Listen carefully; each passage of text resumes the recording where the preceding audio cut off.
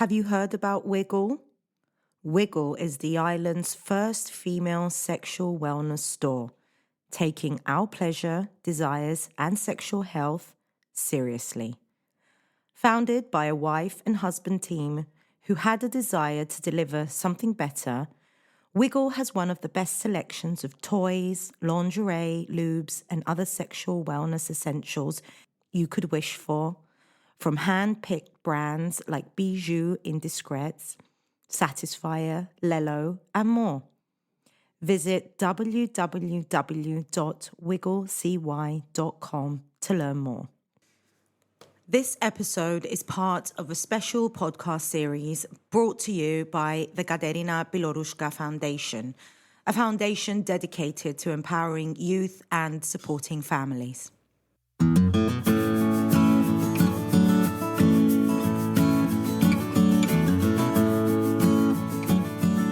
Hello, I am Eleni and welcome back to the Mamamu podcast. I took a much-needed break for the whole month of August, which was lovely, and returned to the studio last week to open the new season of discussions and conversations, and of course to share my own thoughts on the state of the world via my solo episodes, which are basically monologues expanding on cultural ideas with a special focus on parenting in this day and age.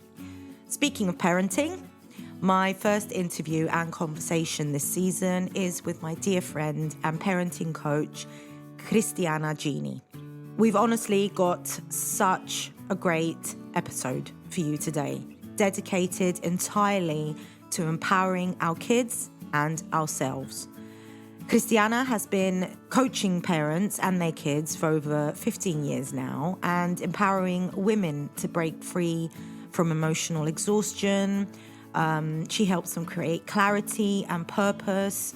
She also founded the Inner Growth Academy, which you should definitely check out if you're interested in leadership and self-discovery. Today on the show, we talk about breaking cycles in parenting, on setting boundaries with healthy and respectful limits as opposed to guilt and punishment. We discuss emotional intelligence and its significance, and how to help our kids build this skill. We also chat about self-love and how it influences parenting and family dynamics. As I said, all around a great episode. Now, on with the show.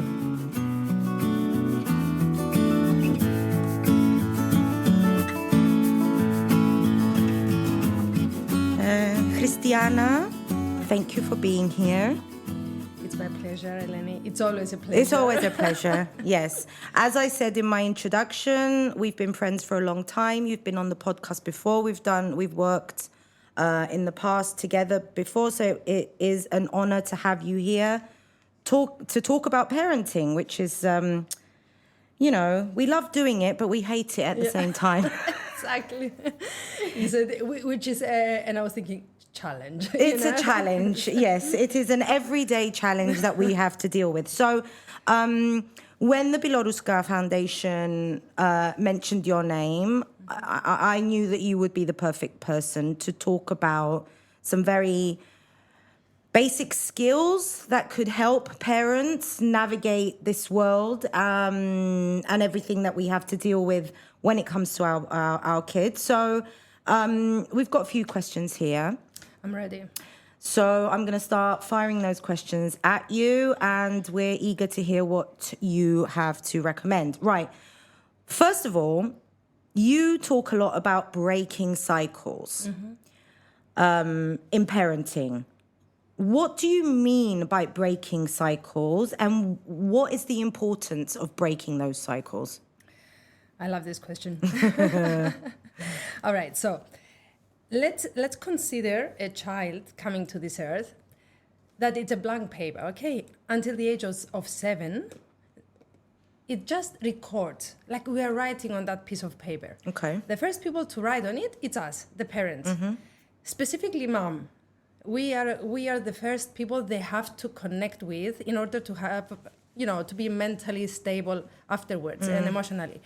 So whatever I write on that paper, then it's going to be their programming. Okay. So let's say that I'm unaware of my generational programming, let's say, what was given to me by my mom, my grandma, and the society. Okay.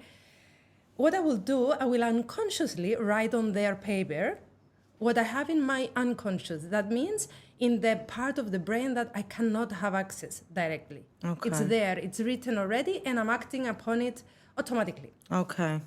So when I say I'm breaking the cycle, it means that I'm realizing first what's in my programming, what was given to me that it's affecting me negatively. That's the first thing. And then changing that so I can write differently on that piece of paper. Okay. It takes work. And It does. I don't think it ever ends, I think it's just something that you start doing and then you grow. And while you grow, your children grow with you.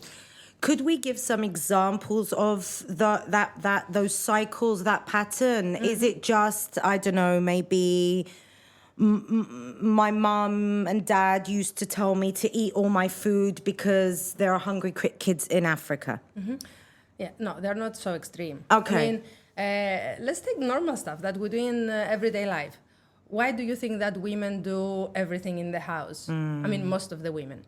Because generationally, it was our grandmother, then our mother doing the same, right? Yeah. It doesn't matter if it's changing for us, if we work full time, if we have dreams, if we have goals. The programming, what was written on our paper, says that I have to do everything. Okay. So what happens is I'm not going to give it to anybody else to do because on my paper, it's written that I have to do it. Okay. But I don't want my daughters to do that. Yeah. I want my daughters when they grow to be able to give responsibilities to everybody, to their spouses if they have, to their children if they decide to have, at work. So that is a generational cycle that I have to break for my girls to be Okay. And it's always interesting talking with you because you're raising 2 girls. I'm raising 3 boys. Yeah. So, I mean, as much as we like to say that humans are humans, kids are kids, we know that there are differences and in the way that there are cycles created that we're trying to get out of. But would you say that there are different cycles to break for boys and different cycles to break for girls? Yes. Yeah. Look, for boys, because it's also toxic. I mean, it's not that boys are raised without toxic cycles. I mean, even the masculinity, the toxic masculinity that we see, where did it came from? That was from the past as well. So it's different. I think we have more things that we have to shed, women, because what do we need to shed, first of all? It's whatever doesn't serve our mental and emotional health. And physical health. Yeah. So we have more because we have given more. Yeah.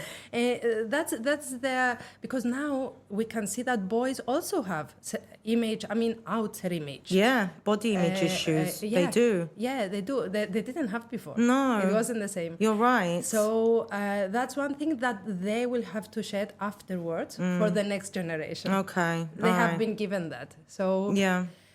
With the girls, we have a lot, like taking care of everybody, exhausting yourself without resting. For men, working without having anything else in life other than work. Yeah. Not even being, and we've said this before, not even being allowed to enjoy fatherhood. Yes, or being emotional.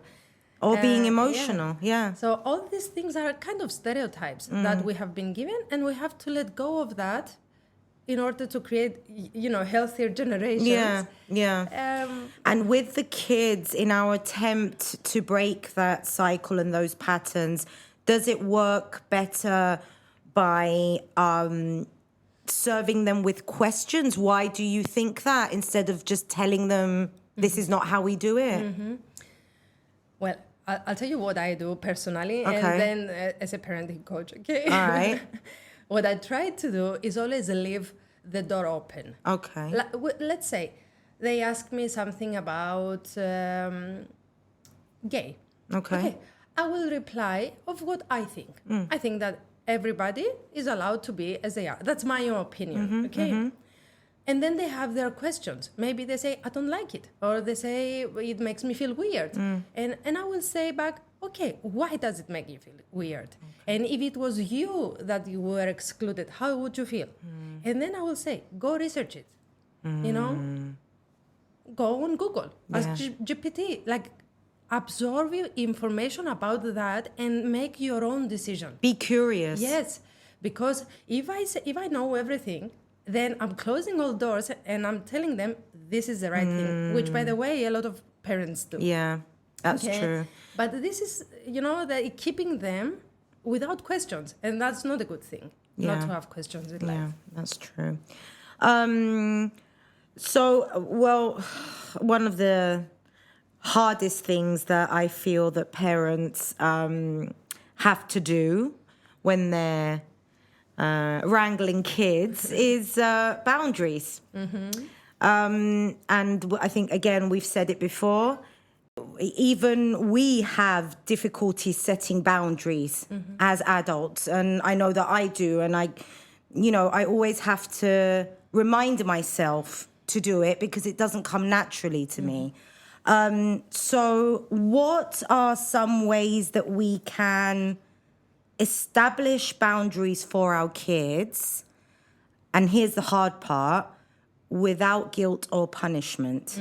How do I set boundaries without it seeming like it's a punishment? Yeah.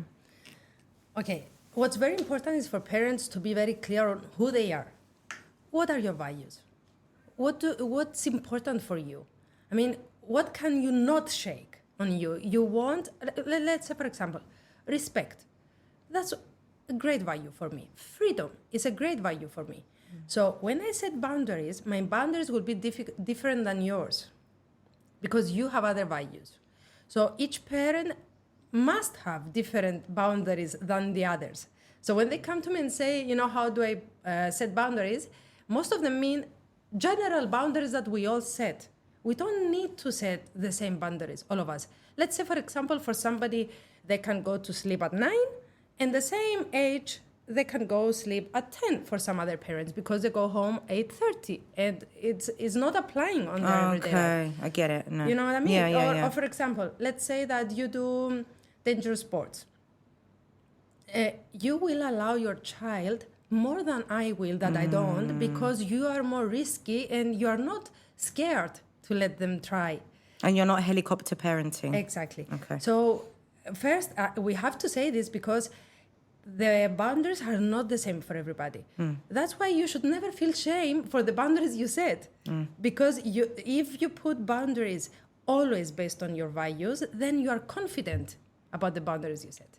Does it make sense? That does make sense, yeah. So first of all, we have to see who we are. What are my values? Is it important for me that they eat one sweet per week, one sweet per day, one sweet per month? Because you see some people, like I have parents that are vegetarians, other are vegans. Others, they're okay. Yeah. Others give them sweets every day. Yeah. So which one is the right one? You can go by the book and say that they shouldn't have sweets and okay. But in today's life, you know very well that you cannot avoid it all, right? Because then they will go all in. Yeah. And during teenage years especially, and then you lost them. Yeah. So, and I think also what I'm getting from you as well is that we have to feel confident enough in our decision making when it comes to boundaries, so that we don't feel guilt over being judged, maybe. Yeah. Because we see many times, as you said, maybe with the risky behavior, I don't want to say that it's just boys that do risky things. It's not. Girls do risky things as well. But as a mother of boys, my level and my boundary when it comes to like maybe play fighting or jumping off a high wall or riding around with your bicycle and flipping over or whatever, is my threshold is higher than someone else's. But then you always feel that you get the looks from other parents and the judgment from other parents. And you second guess yourself. Am I in the right here? Are they in the right? Should I maybe reconsider? So you need to be strong in your decision to set that boundary. Yeah, but to be strong in that, you have to be very clear with your values. Okay. That if you know that, I mean, for example, freedom for me, it's my number one value. Okay, because I have scanned my whole life what I'm doing, helping people to act in their essence and be free in what they are saying and what they are deciding. So I'm doing the same with my girls. I have to allow them to have their freedom, and that freedom for some is scary. Yeah. You know what I mean? So, but because I'm so solid on that, and I'm certain about my value, I don't mind if they judge me, because I know it's true for me and it's unshakable. But if I'm not, then I will judge myself and I will question myself. Yeah. You know what I mean? So it comes back to us. Yeah. It just occurred to me when you said that other people might consider that freedom a bit too much or something. Where is there a line between disciplining kids and setting those boundaries and freedom? And also when it comes to other people's freedom, because we always say that don't do unto others what you wouldn't want others to do to you. Yeah. So my freedom, the line of my freedom comes here, and then yours begins. Is that a fine line? Is there a fine line there? Or do parents who think that, no, I have to discipline, I have to instill my values, are they setting boundaries in that way? Are they allowing freedom? I'm not instilling the values, because that, I impose. I don't impose, but I walk based on my values. Then they will create their values. They're not going to take my values, but I'm parenting based on my values. Okay. That's very important to understand. It's not about me pushing my values on them, but I will raise them. Like, for example, yesterday, my daughter, she broke 2 eggs. She put them on the table and they ran down. Oh, God, okay. And, it was like working from home situation. Of course, that always works. Yeah. So when I went in the kitchen, she called me and I went in the kitchen. I cleaned up. And then she said, I have the best mom in the world.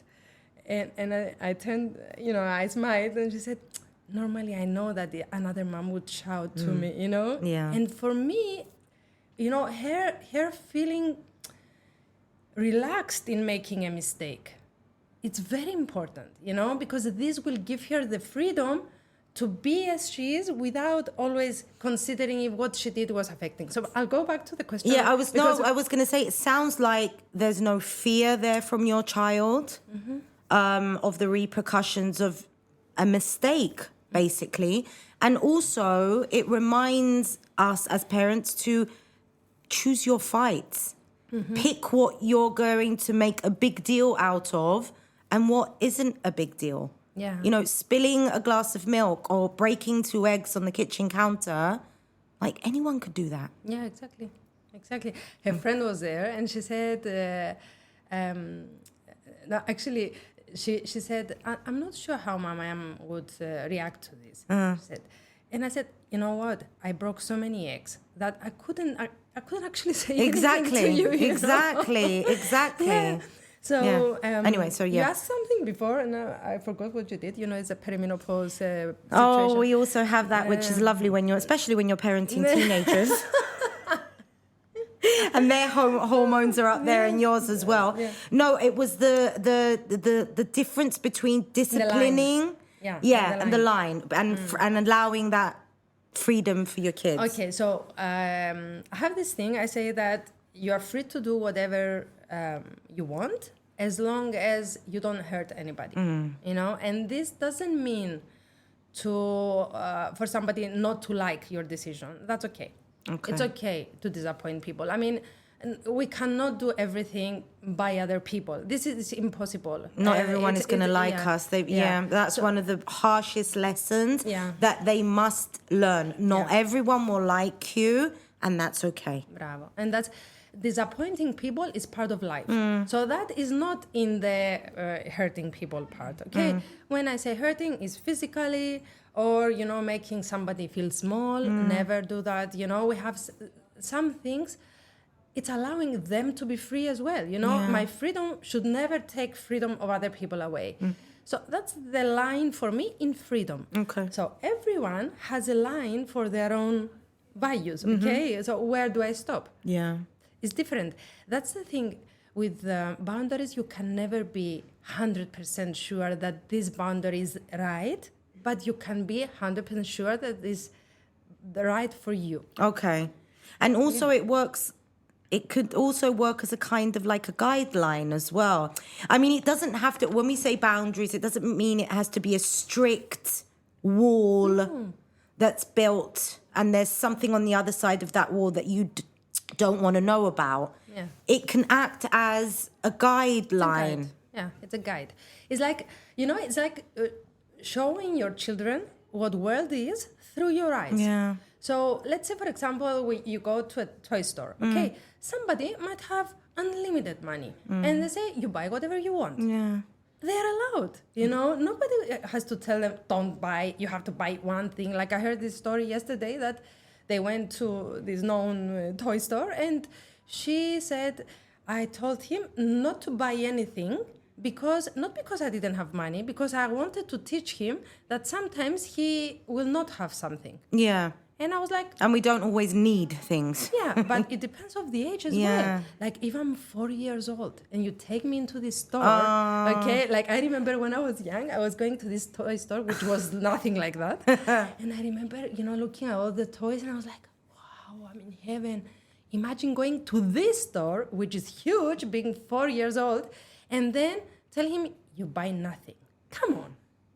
It's a bit extreme, isn't it? Why not? I mean, you go and you buy things when you say, I'm not going to buy anything, but you buy things. Yeah. So why shouldn't they? Yeah. So just make it, normal. Like, it's okay. But what would you recommend? Because I mean, listening to that story, I'm thinking now, which is what I usually do with my kids when I'm going to a shop and they don't need anything. It's always like you can get one thing and it has to be under 10 euros or 20 euros. Like there's a budget as sportmen here. We're not going to go over that budget. What would you recommend that parent do instead of saying, I'm going to take you into a candy shop and you're not allowed to have any candy? Well, first of all, you state what you want before you go. Yes. You know what I mean? Like, what do you allow? Yeah. It's what you said. You buy one or you buy until 10 euro or 5 euro or 2 euro, whatever. Yeah. But you tell them before you go in. And the boundary You set the boundary there. The boundary is when they ask for more. You just stay present Yes. and you say no. And they cry. And like I remember when they were very young. Yeah. And I was doing the seminars. And I said, so if you walk into this store and you see my child, rolling on the floor. And we've all been there. And I'm just sitting there and I'm doing my exhales and I'm like, God, bring me light and patience until the wave goes off. Just send me light. I understand that I'm in this position. Everybody's in this position, You have to go through the stages. Yeah. Like now they are older, we will go in and I'll say, we'll get the gift for your friend, but we're not here to get something for you today. So if you want to get something, you get something like 5 euro just to get it out of their system. Yeah. And sometimes they don't get something that's by true. themselves. Like they say, I don't need anything. Yeah. So they don't. But in order for them to be able to do it at 10 years old, you have to start earlier training them and also allow them to use money. From young age, I always they have their own money, and there are many ways that they get their money, from their birthdays and stuff, of course, from different things that will say, if you do this goal, you choose what you want, and they will say now because they're older, I want money because I want to buy things. Yeah. Okay, and so they have from mom and grandparents. Yeah. So they put their money together and then they decide what to do their money with their money. It's very important to start very young. Yeah. Don't be scared. Give them the 5 euro in their hand and tell them you buy something for 5 euro. If you have change, you put it in your Let them be as responsible as they can be at whatever age they are. And also, I mean, I remember with Georgie, my eldest, because he was always so social, he would never feel any shame or anything. He would say, I want to buy a bottle of water or a juice. And I would give him 2 euros and I would say, go. Yeah. And I would stand outside the shop and he felt so confident. And he would go up to the fridge, up to the counter and say, I want this juice. There's your money. There's your change. And he would feel so good as well. Yeah, and then they grow up and this is natural. Yeah. You know, you don't grow up and this is unknown and scary. Which it was for us. Yeah, exactly. Yeah, we were given bank accounts when we were like 17, 18 years old, and you're like, wow, what do I do with this? Yeah. We've talked about this years ago with the literacy, with the money, what is it? What's it called? Financial literacy. Financial literacy, yeah. Very, very important that you start explaining and giving those tools to kids at a young age. Yeah. Well, there's a lot we can say about that, but there is. Okay, right. Well, we mentioned the word emotional earlier. I'd like to take it to emotional intelligence, which I feel we're hearing more about now in the parenting field, but I still feel that we're lacking a lot of information on this. And I know that it's a big part of your work, but how can we help our kids build this? Is it a skill, emotional intelligence, from a young age? And first of all, maybe we should explain what emotional intelligence is and why it's so important. Okay, so to put it in very simple words, emotional intelligence is understanding what's happening on your body when you have a thought or an experience, outside experience, let's say. So is it psychosomatic? Yeah. Oh, well, if I tell you, what feeling do you have? Okay. How do you understand what the feeling is? Okay. It's very hard to understand. True. I have a feeling. Yeah. But if I tell you, what do you feel on your body now? Yeah. How is your body reacting to this experience, to this thought? It's very difficult to understand what you're experiencing on the body without being still. Okay, so you cannot have emotional intelligence if you cannot sit still. Okay. So for example, now, let's say that I came to you this morning and I say, Eleni, will you close your eyes for 5 minutes and just tell me what you feel on your body? Okay. That's emotional intelligence. That's really hard to do. Yeah. It's not hard. It takes practice. It takes practice. It's just unknown. I mean, it sounds super simple. It's like you literally didn't even tell me to do anything. I'm just going to close my eyes and sit down. And yet the thought of actually digging and trying to understand what I'm feeling is something that we just don't do. Yeah, exactly. That's what I mean by it being hard. It's not something that we're used to doing. Yeah, exactly. So when you start doing this, then in time, you will be able to acknowledge the emotion on the body without closing the eyes. Okay. So let's say, for example, I'll give you a very simple example. When I get very stressed, very overwhelmed, I feel dizzy. Okay. So I feel this that, everything shifts. Okay. I get headaches. Yeah. That's it. So before I knew that, when I was having this dizziness, I thought, oh my God, is my blood pressure? And what's wrong with me? Why am I having this symptom? Because I didn't know that it was the overwhelm, that it was the excess stress. Yeah. You went straight to something extreme. Something's physically wrong with... Yeah, because I thought something was wrong with me, okay? Yeah. So when I started understanding when it's happening, like I noticed that I'm having this when I am overwhelmed. Okay. Like I have to make a lot of decisions. I don't have enough time. Or maybe I have to do something that is not easy for me, like confront somebody or make a difficult call or something like that. And then when it's happening, now when I get dizzy, I will say, okay, let's see what is stressing me out in this period, because I have to attend to that. That's why we need to know about the emotions, because if I have a lot of pressure on my head, it means I have a lot of pressure, which means I have a lot of things that I'm not managing. What can you start from to start managing things and, getting rid of them, the small things, until this loosens up? Okay. Maybe you need to sleep. But Yeah. emotions are giving you some signs of where you should head. Okay. Okay, so I cannot teach emotional intelligence to anybody if I don't have it. Oh. You know what I mean? You cannot do it by words. Even though I told you now what it is, Yeah. you will not be able to teach somebody else to do it if you don't do it. Okay. Does it make sense? It does make sense, yeah. So the emotional intelligence is basically understanding that every thought, every experience you have has a response on your body. That response means that specific hormones are in your body. For every emotion is a different or a combination Of hormones, yeah. Okay, so for example, in stress, we have hormones like cortisol, we have adrenaline that are very good to have for some time because you need to fight, to react to. But then you have to come back to balance, and they have to stop pouring into your body. Okay. In our situation, we are putting these hormones all day, every day. So understand, it's like having an injection with these hormones every day. Oh my God. What this does to our body? Which is just exasperated, by the way, now with social media. Yeah. And all that, Yeah.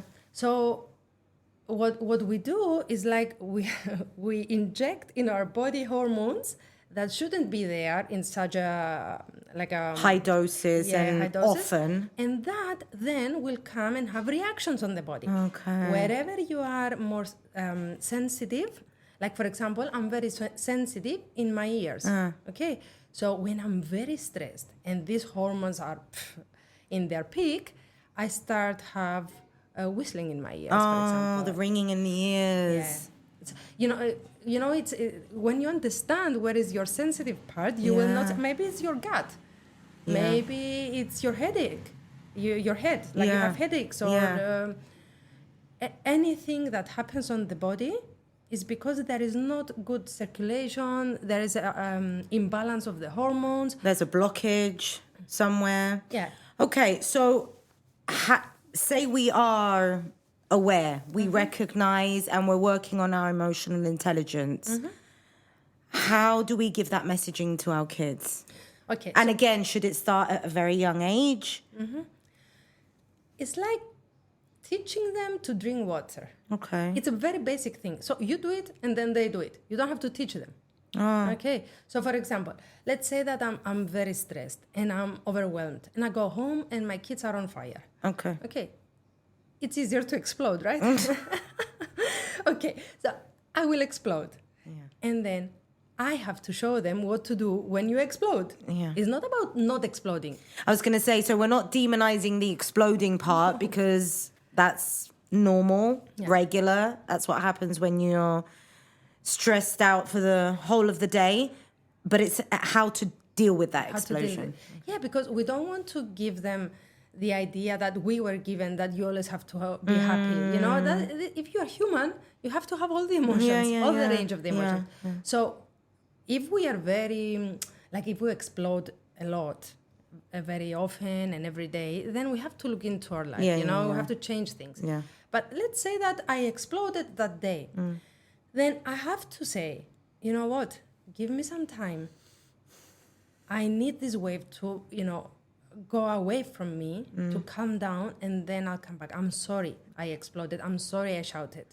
Because I showed them that this was an emotion I couldn't handle at that moment. Maybe I can handle it tomorrow when I'm not so overwhelmed. Like consider yourself as a bottle. If it's half full, then when you explode, the explosion is going to be very small at the top. But if you are full, the explosion is going to be much bigger. Does it make sense? Yes. So tomorrow I might be more calm. So if they bring me to my peak, the peak might be lower. Yeah. But if I'm full every day and then I explode every day, that means that I have to change things in my life. Yeah. So it's not about teaching them. It's about modeling it.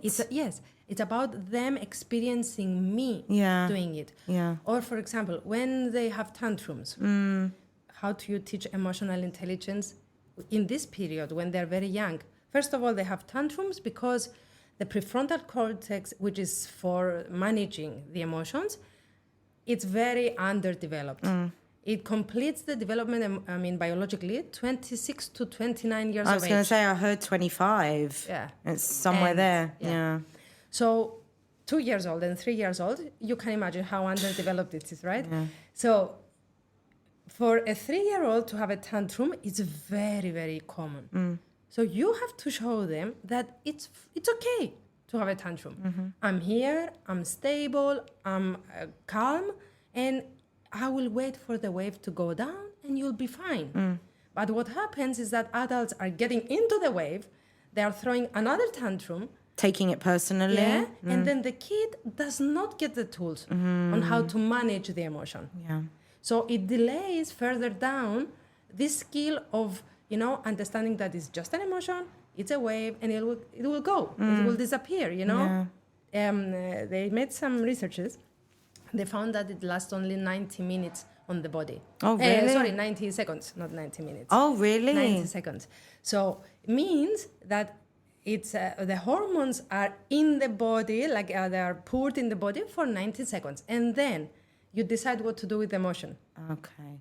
You will either keep your thoughts active and you keep having the emotion, like the hormones in the body, or you change the mindset, you use your mind to handle the emotion, which means to let it cool down.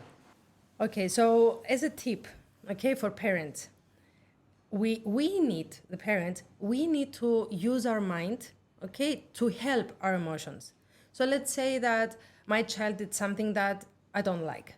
If I start letting, because they will come, If I start letting the thoughts roar and say, I'm a bad parent and I didn't did a good job and my child is, is not taking a good direction from me and stuff like that, then this will make the emotion on me bigger. And then, of course, I will react and the emotion on my child will also be bigger. Okay. So in our mind, we need to always make a step back and just consider if what is happening is actually so big. That's the first thing, because the first reaction is to jump in. Yeah. Always pause. I think this is one of the greatest tools. You don't have to solve everything right now. Just pause, pull back, consider it, think about it. Is it so important based on your values? Is this so important to go crazy? That also kind of reminds me of the great parenting tip, which I think I got from you years ago, that it's okay not to know everything. When you're asked the question by your child, to say, I don't know. Yeah. I don't know. I can look into it and get back to you. I don't know how to respond to this right now. Let me think about it.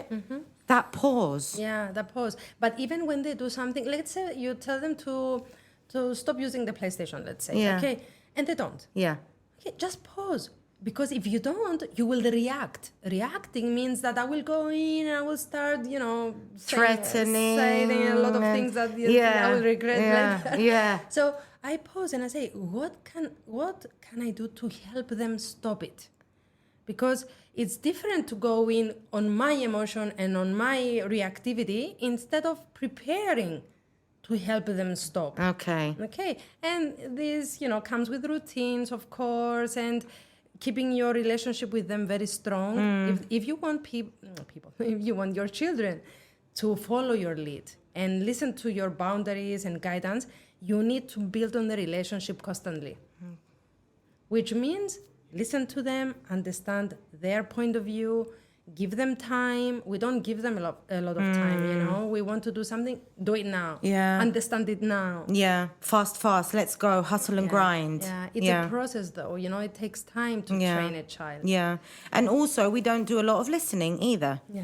Like normally when you're going to sit down and have a talk with your child, you're the one who's yapping and on, and there's no space for them to actually tell you what the problem is, exactly. So you can help them solve it. Yeah, well, that's a huge one that you're referring now, because they come to my office and they're like, we had this good conversation and we told him that we will not allow it and it's not good for their health and then I pause and I say, and what did they say?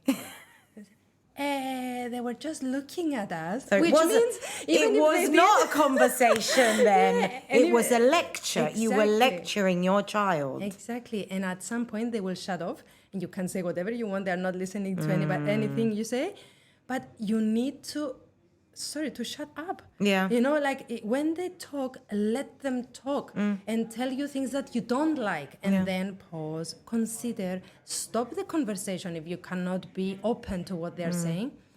Remove yourself and come back on another time and talk about it again. Yeah. Because if I just sit there, is what you said at the beginning, I will just recreate the generational pattern.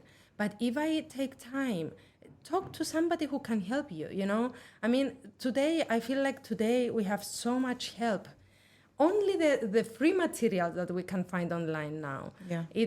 There's a lot of information to help you be more present and not react to everything your child does. Yeah, it's true. We do have the tools. You just have to look, and also you have to invest time.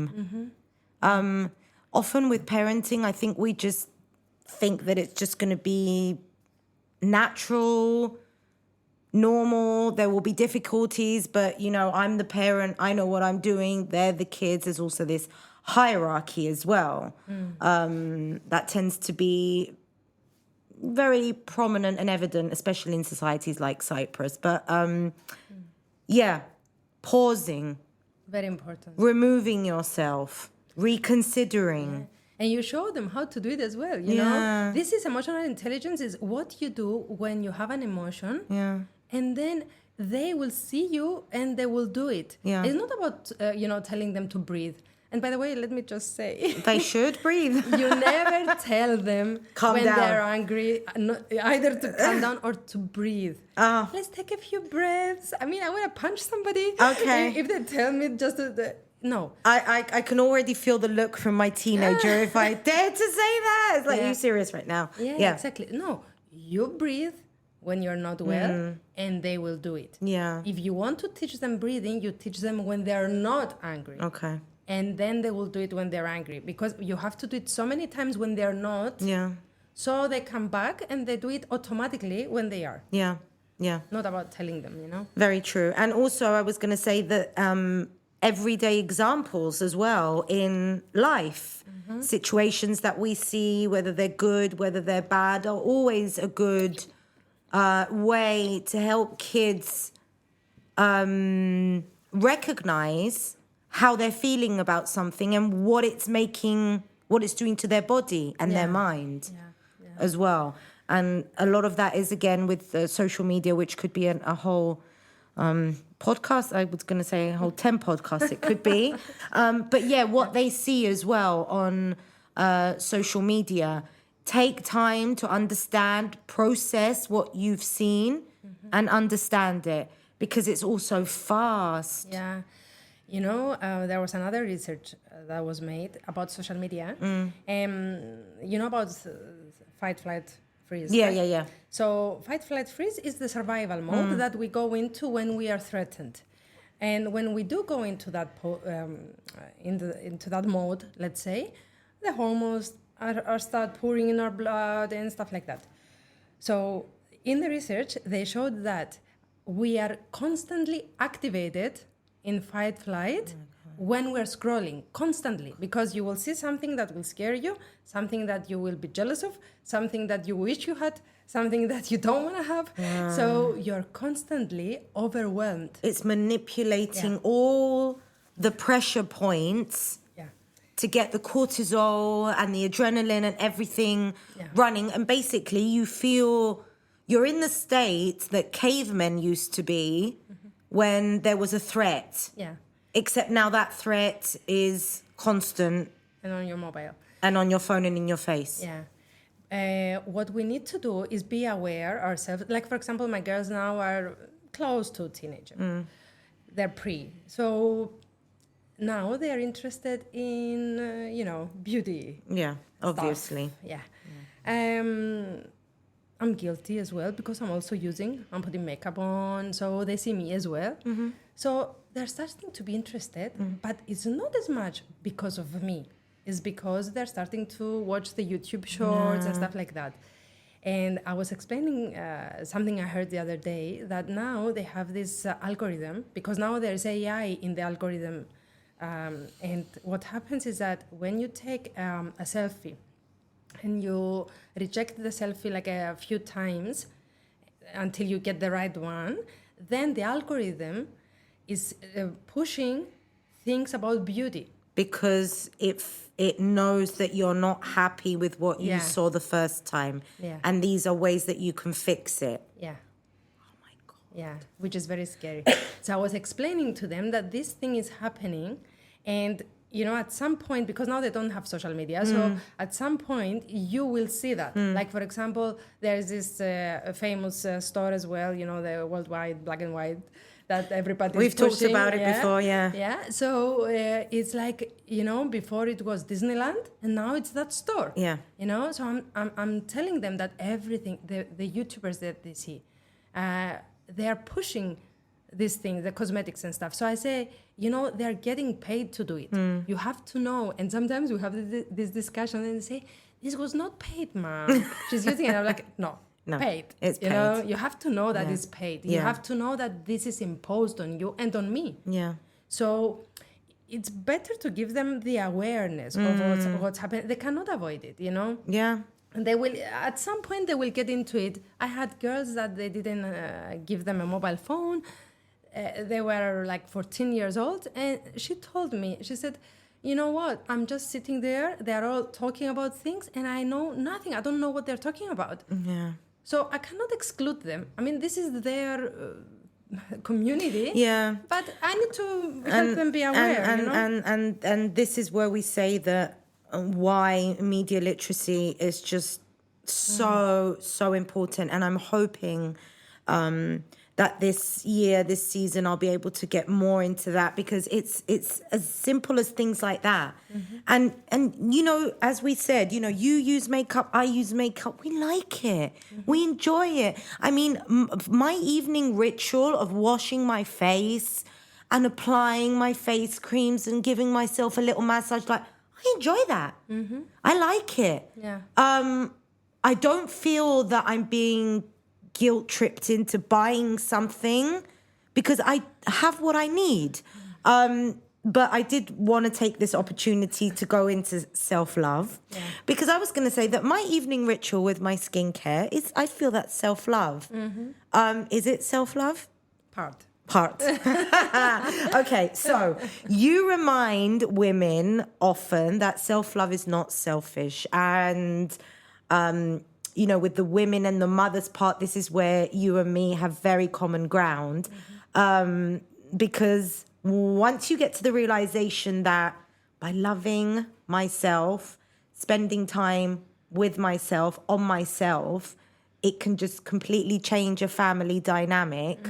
I wanted you to explain a bit more. How does self-love influence parenting and family dynamics? It's not just something that we just decided, I'm going to go and have an Epsom salt bath. Yeah. There's deeper meaning to it. Yeah.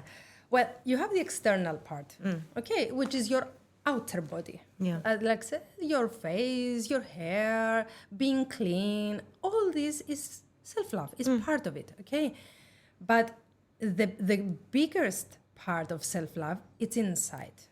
It's inside biologically, of what you eat, what you allow your body to get in. It's actually, we have to say that as well, it's who you have sex with. Okay. Because that's also self-love. It depends how much you appreciate yourself and your body and who you're... Exactly. So we are taking the outside and then the inside biologically of the body. And then it's our mental health. I'm glad and I'm very proud to say that we have this collaboration with FEM. As the Academy as well, the Inner Growth Academy, we have this memorandum of collaboration to have more awareness and teaching to younger girls about self-love, about the success, but coming from within. Yeah. The reason I'm saying it... Yeah, I was going to say, could you say that it's also respect of the self as well? Yes. It is? Yes, 100%. Okay. Because if I, let's say, if I do things to my body that are not healthy for my body, okay, it means that there is a part of me that I don't take care of that part. You know what I mean? It, yeah. Maybe it's the food, maybe it's the people I let get into my body. You know what I mean? Yeah. So why I'm so excited about this project is because we start from a very young age to teach them that. Exactly. You know what was the first lesson we had? What? Listening to your intuition. Oh, wow. So self-love comes from understanding first who you are. What do you want from this life? What do you allow and what you don't? Because what happens, Eleni, is like you are born, and let's say you are born clear, you are born complete, okay? And then you create this shield around you with all the things that you should be. At school, the society, your parents, everybody, your friends, even your siblings. It's unbelievable how much the siblings are affecting your self-image. So what you do then, you're trying to please everybody with the shield. Okay. But within you is you. Within the shield, it's you. It's the actual you. It's not the persona that you have created, okay? So if I'm pushing myself to get good grades, and I hate school, and nobody's there to acknowledge that school is not for me. Like, school was not for me, you know? Yeah. I did have good grades, but everything was done for my parents. I hated school. I felt very invaluable. I didn't like it, okay? It was too structured for me as a person. But I had nobody to tell me that what I feel is right. Yeah. So my intuition in that point was blocked. You know what I mean? So for me, self-love is understanding your intuition, listening to it, and then acting upon the answers you have from your intuition. Okay. So that's another thing. So self-love is not about, being pretty. That's a part, and it's a very small part, and sometimes it's not even love because it's criticism that gets you there. You know? You're trying to avoid criticism as well. Yeah. Oftentimes we dole ourselves up and put extra effort into looking a certain way just so that we can avoid. Yeah. So that's not self-love. Yeah. Okay? Yeah. But if I start understanding myself and like standing up for myself, that is the actual self-love. And to make it easier to understand, let's say that Eleni has now a small Eleni within her, okay? We call it the inner child, but okay, let's say that you have a small Eleni sitting there. Yeah. So every now and then when things are not well for you, let's say you wake up and you're in your black mood and you don't like it, okay? So you sit there and you say, little Eleni, what do you want? And you let her answer. I mean, your intuition will always answer. But then you have to listen. Yeah. Because I might ask, little Christiana, what do you want? And she says, I want you to rest. And I'm like, I don't care. Yeah. Yeah. I'm not going to find the space to rest. I'm not going to do anything. So I'm silencing her. Yeah. The more you silence, this is the less self-care. Okay. So self-care is about caring for that little you that you have inside. Yeah. Of what you want, not just to do what's right for you to do. And as mothers, because unfortunately, it has to start from us, okay? The mothers. So we have to teach them. We have to show what self-love is by listening to what I feel. For example, ending a toxic relationship with a friend of mine. Yeah. It's good for my kids to know that this friend of mine is toxic for me. Now that's why. And it's toxic not because they're a bad person, but because she's not treating well that little me inside, Yeah. She's not happy when she hangs out with her. Yeah. So in this way, I show them, what it is to take care of myself. Yeah. And that can be very traumatic as well, being hurt by a friend. You can notice it from very young ages, from the age of 3 or 4, and your kids come to you with that complaint that my friend, hit me or didn't share their treat with me or did it. And you can feel the pain and that they're trying to understand why and they can't. So it can be quite traumatic to end a friendship, which we don't talk about often. Again, we talk a lot about divorce, marriage breakup, but we never talk about how you can actually break up with a friend and that can be just as traumatizing. Yeah, because many people are breaking up friendships without even saying why. Yeah. And the other person is just staying there with the question, what happened? Yeah. But we should always communicate why we Yeah. are pulling away. Because I think obviously the reason that you're breaking up with a friend is because maybe your values have changed. Maybe you have shifted and they haven't, which is fine again. Yeah. But you need to tell them what's wrong, why you are taking space from them. Yeah. And also the young age is very, it's stressful for parents when they come with their friendships. I mean, especially girls. Boys are so much easier, they go play, forget about it. But girls, they analyze so much and they get hurt but you need... It's because they always feel that they're to blame, Christiana. That's why. Because they're always, girls and women are always made to feel that it's something that they've done, and also because we sell this story of them being the main caregivers and the sensitive people in the room, they're always the one to take on that load, that mental load and that guilt. And they also put more value in it, like the boys are more, not gonna say it's shallow, but it's a lot easier, they will play a game of football and they'll be fine. But the girls, they have to communicate with words, they have to understand their feelings, their thoughts. It's much more complicated for girls. Yeah. So just let them experience it. Yeah. Let them make the journey. Let them fight it out. Yeah. Not fight as in No, like find a way. punch each other, which is what my boys sometimes do. But yeah. Okay, right. I've got 2 last questions for you, which are the special questions that I ask all my guests who come from the Biloruska Foundation is, what does youth empowerment mean to you? When we say empowering the youth, what does that mean? I think it's something that adults don't like. I'll tell That's you why. true, actually. Because, they know how to listen to their intuition. Okay. So, especially in high school, okay, they start understanding that this thing is not right. Okay. There's a lot of studying for things not all of them enjoy. Okay. And we tell them that they have to do it. They have to like it and they have to stay there because it's their job. Okay. So it's, for some kids, it starts a lot earlier. When you are very guiding with your children, you are not empowering them. Just to make it so simple. Like if you tell them what to do all the time and what's right and wrong, you're not empowering. Okay. Empowering means to give them space to actually tell you if they like something or not. If they're willing to get involved or not. To understand what they're experiencing, it's the reality. It's not my reality. So it's also kind of like what we were talking about earlier with freedom, the sense of freedom for them to know that they're free to choose how to deal with.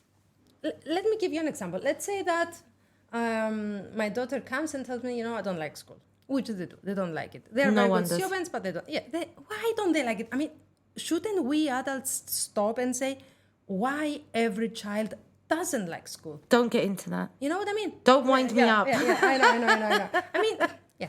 So I want to empower them, and then they say, I don't like school. And I say, no, it's your job. Yeah. So what does it mean to empower? First of all, I will tell her, you are right. Yeah. I understand, because in her experience, she doesn't like, I'm not going to change that. Yeah. So I need her to understand that what she experiences, it's her experience and it's okay. Yeah. The first day of school on Monday, we're recording on Friday, which is the end of the first day, official week of school. But on Sunday night, the 2 little ones were almost in tears. Like, I don't want to go to school. I don't. And I was like, I get it. It's a horrible feeling. Yeah. The summer coming to an end, and all of a sudden you tomorrow having to pretend to be something else and enjoy something that you're clearly not enjoying. Exactly. So yes, acknowledging them, it's the main part of empowerment, because Elena, like now we are 2 different women sitting here. You have an experience of life and an understanding of life, and I have my own experience. Something that might happen to me might happen to you, and it will be a totally different experience. I cannot come to you and tell you, you know what you're experiencing is not real, because it's your experience. So for me, empowerment is to actually help them understand that every experience they have, it's their experience and it's real for them. And to not deny their reality. That's basically it. Yeah. So that's one part of empowerment. And then there is knowledge. For example, in school, we have no knowledge about how to reprogram your mind, how to manage your emotions, how to understand your unconscious. All these things are empowerment, because when you know these things about your body and your mind, then you have more control of your life, of your state. Yeah. So what we do with empowering the youngs is knowledge and the space to actually communicate how they experience life. Okay. That's empowerment, and let them choose. They get to choose what to study. And, I see parents pushing them. I'm like, what are you doing? Why are you doing that? You brought this person onto this earth to do their journey, not what you think is right, because what you think is right might not be right for them. Yeah. And because it worked for you doesn't mean that it will work for them, Okay, and one final question, and this goes towards leadership, which is a big part of the program as well. So what advice would you give parents raising future leaders? Well, the first one is space. Okay. That's very important. Like, give them space. Space to understand, space to express, space to know what they want, and just help them with their understanding, help them make decisions with their understanding and taking responsibility. That's very important for leadership. If I have a child that I constantly guide and I constantly tell them what to do and what's right and wrong, then this person will be a follower. They cannot be leaders. Leaders have to have space, and leader kids are difficult for parents, because it means that I have to pull back and I have to give them space to make decisions, take responsibility, mess up and fix it without me getting involved. So if you want to raise a child, you have to learn how to be conscious first in their experience. And just to give like a bracket here, I'm running this community. It's called Imperfect Mom. Oh, yeah, tell me about that. Well, it's written imperfect, but when you say it out, it's imperfect. I'm perfect. Yeah. So I am perfect. It looks like imperfect, but it's I am. Yeah. Yes. And the reason behind it is that I want us to accept that we are imperfect, but I also want us to claim what we want, and that being the perfect. Not the perfect as everybody thinks, that you shouldn't make something wrong, but my perfect. I want my perfect. But in order to understand my perfect, I have to do a lot of work inside. Yeah. So what happened, Eleni, for like 16 years that I'm in parenting, at the beginning I was all skills. Get this skill, try this and all this. Yeah. While I was moving forward professionally, but also personally, I started realizing that all the work is within me. Yeah. If I want to raise leaders, I need to become a leader, Yeah. And I need to understand my unconscious. I need to be spiritually in a place that I don't want to control anybody. Because spiritually, I know that I'm not in a place to control anybody. So it's emotional awareness, it's spiritual, it's mental health. So all these I put in this community, in this group. Okay. And I said, you know what? I'm going to give them this knowledge. Yeah. Because this knowledge, you don't need a lot of parenting skills to guide people, to guide kids, boys and girls, into leadership. Yeah. Because why do we want them to be leaders? Not because they are more important than others. We need everybody, No, we desperately need good leaders, Christiana. Yeah, we need desperate. We need people who are free to express. This is leadership, and also to care, because we see it in the corporate as well now, because I also visit corporate to do soft skills. Leadership, in the previous years were like, I say this and you do it. Yeah. Cutthroat, that's it. Bravo. Dictatorship. Now, with the new generations, they have a lot of trouble. Because if they do this, they leave. Yeah. So a lot of people leave their jobs now, especially in the new generations, because they are looking for connection. They are looking for awareness. They are looking to be appreciated as people.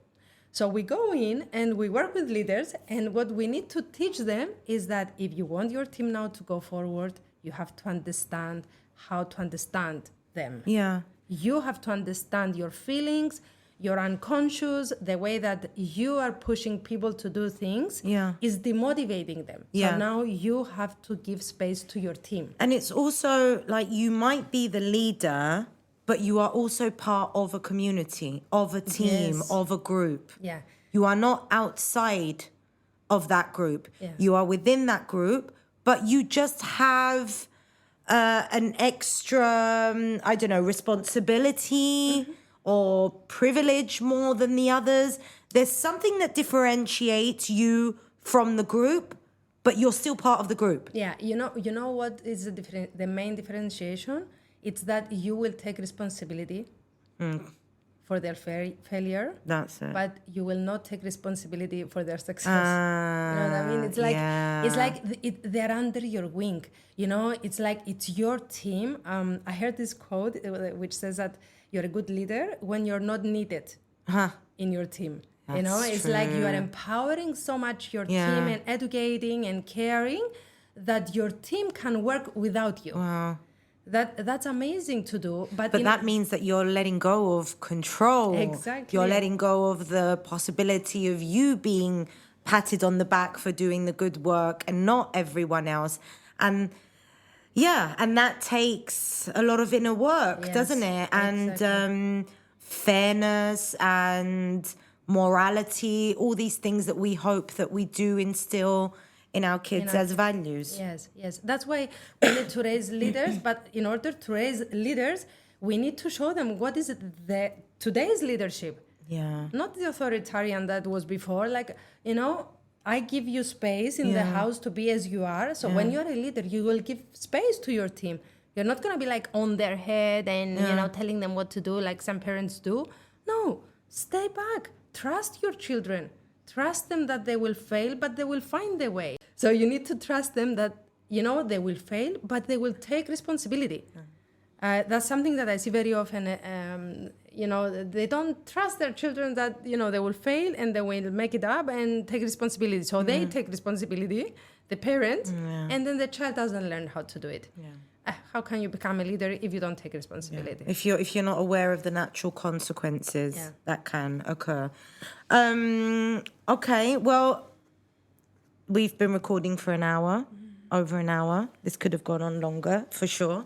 Thank you so much for your precious knowledge and for being a guiding light for parents in Cyprus.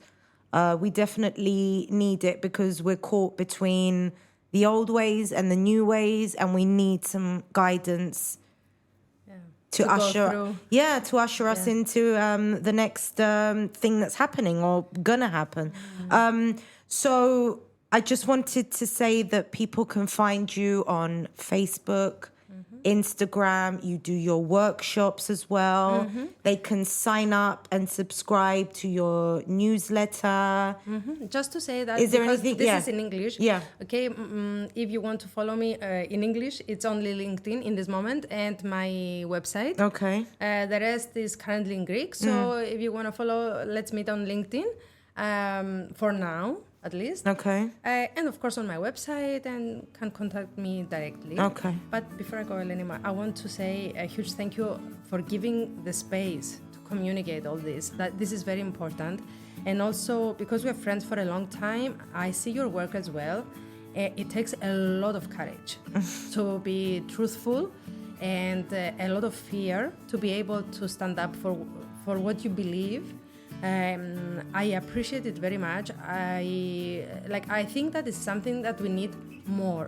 And this is part of us as parents, silencing ourselves a little bit so we can raise children like you that they can speak up and they can actually communicate what they believe. It's not about pushing what you believe. I mean, you say it, I can do whatever I want with what you're saying, but you have to say it. And I love it that you do it so courageously and, and yes, I appreciate that very much in you. And I appreciate you as a whole, of course. I try, and thank you. And I feel if there was more of me and more of you, then we could definitely make this place a better place. But thank you, my friend. Thank you. And see you until next time. Bye.